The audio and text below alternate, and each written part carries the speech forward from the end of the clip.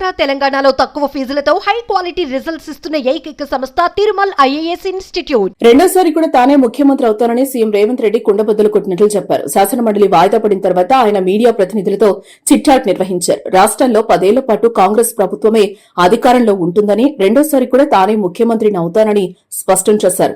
మొదటిసారి బీఆర్ఎస్ పై వ్యతిరేకతతో ఓటు వేశారు. రెండోసారి కాంగ్రెస్ మీద నమ్మకంతో ప్రజలు ఓటేస్తారని అన్నారు.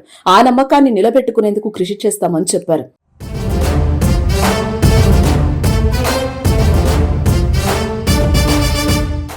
ఇచ్చిన ప్రతి హామీ అమలు చేసి ప్రజల వద్దకు వెళ్తాం. సంక్షేమ పథకాల లబ్దిదారులే మా ఓటర్లునని పనిని నమ్ముకుని ముందుకు వెళ్తున్నారు సీఎం రేవంత్ రెడ్డి.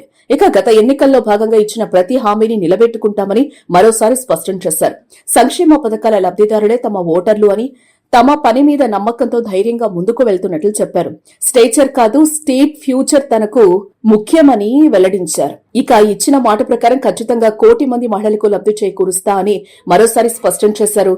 వాళ్ళిప్పుడు మౌనంగా ఉన్నా తప్పకుండా వచ్చే ఎన్నికల్లో కాంగ్రెస్ కే ఓటేస్తారని అన్నారు.